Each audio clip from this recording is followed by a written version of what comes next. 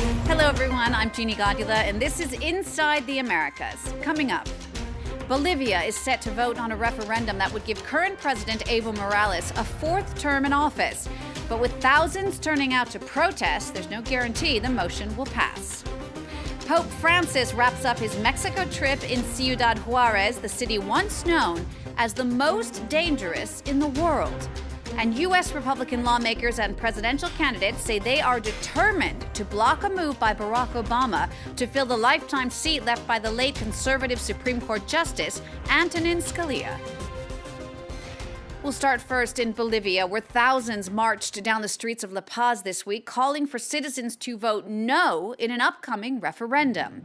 That vote would change the Constitution to let current President Evo Morales run for a fourth term. Our correspondents have more. Let's not abandon the president on the 21st of February, please. He needs our help. Valeria Silva is only 26 years old. She's an alternate congresswoman for the governing MAS party. And she's also one of the founders of the Evo Generation, a group of young activists dedicated to President Evo Morales and his cause. Evo Morales is an important man in the history of Bolivia. He's the only one who's able to ensure the continuity of the current economic model, the unity of the country, and above all, stability. Before he came to power, we were always at the bottom of international rankings lists, sometimes ahead of Haiti, but sometimes behind them. If we elect a right-wing government, we'll be back where we started.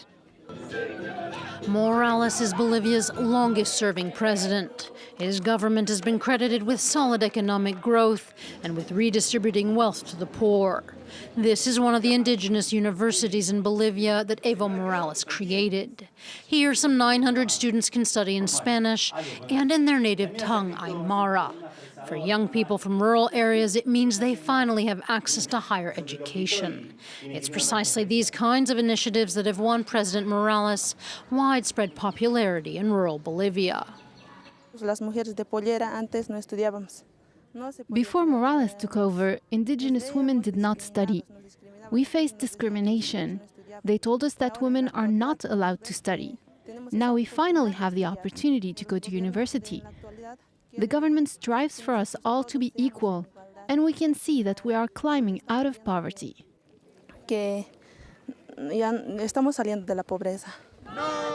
Critics accuse the president of being a power-hungry tyrant. They've exposed multiple corruption scandals and what they call a system of nepotism. Investigations into the government and Morales himself are ongoing. People who respect democracy believe in being able to change governments. If the yes side wins, that entire principle will be jeopardized, because it would mean that they would lead this country for 20 years illegally.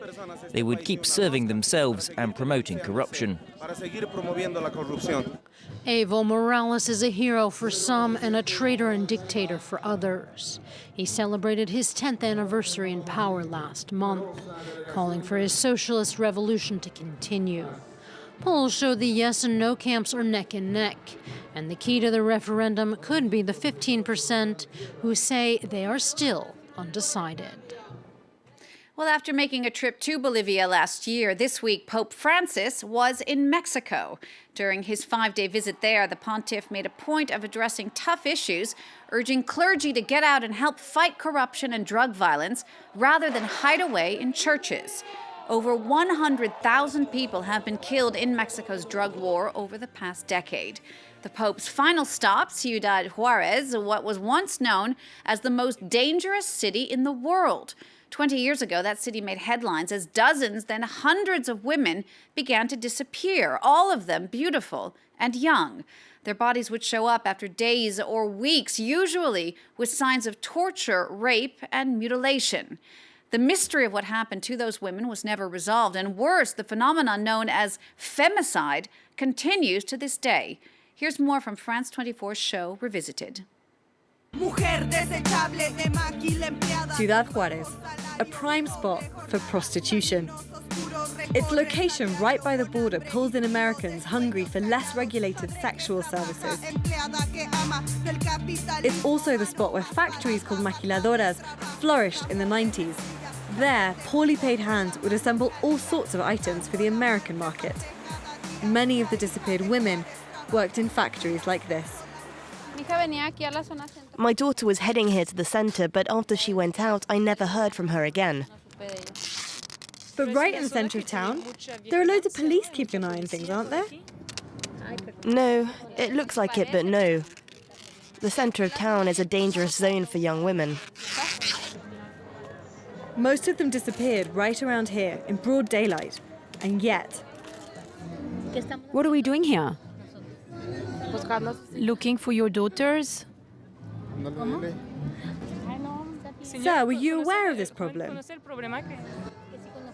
No, truthfully, I'm not. There are people who pretend not to know about the problem, even though there are these posters everywhere and the girls' faces are constantly on the news. Is it indifference? It's fear. Fear. Have you been able to find any of the girls with these posters? No, unfortunately, no one yet. Susanna is one of around 1,500 mothers who aren't searching anymore. Her daughter Lupita was found dead in 2012. The investigation showed that the 17-year-old girl had spent months after her kidnapping in this sordid place, the Hotel Verde. This is where a criminal network exploited underage girls for years, and it's just 4 blocks away from the town hall. Lots of people have spoken out about this. People I didn't even know said she's right here. You can see her at night, but she doesn't look good. She's drugged, and they abuse and shout at her. Lots of parents had heard the rumours going around about this hotel and alerted authorities. I came here with the police to look for my daughter. They just asked the receptionist, "Have you seen her?" The receptionist didn't even look at the photo. She just said she didn't know anything. Over the 20 years of unresolved crimes, the family's persistence for justice has created some martyrs. In 2008, 16-year-old Ruby Marisol Escobedo was murdered. The investigation went nowhere, so her mother Marisela took matters into her own hands. She tracked down the daughter's boyfriend, certain he was the killer. Police arrested him, he confessed, and told them where to find the body. Despite all that, a few months later, he was freed for lack of evidence.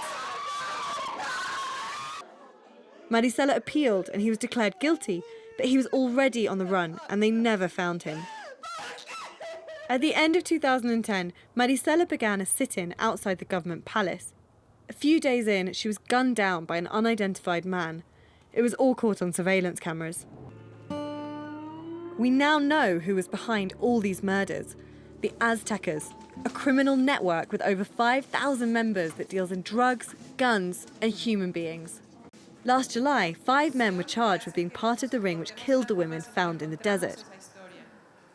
After 25 years and hundreds of deaths, they are the first to be charged with organised femicide. The authorities nicknamed it the trial of the century. And you can watch an extended version of that report in Revisited, airing this Sunday at 9:15 p.m. French time. Now to the United States, where the focus of the presidential campaign is on South Carolina. Hillary Clinton is still trying to beat back Bernie Sanders in the Democratic primary there. Donald Trump is polling first for the Republicans. Now, he's got a double-digit lead over the 5 other conservative contenders, and one of them is now rolling out the big guns to try and stay in the game. That's former Florida Governor Jeb Bush, who's trying to position himself as the best mainstream alternative around. This week on the campaign trail, he finally brought in his brother, former President George W. Bush. There seems to be a lot of name-calling going on, but I want to remind you what our good dad told me one time. Labels are for soup cans. The presidency is a serious job that requires sound judgment and good ideas. And there's no doubt in my mind that Jeb Bush has the experience and the character to be a great president.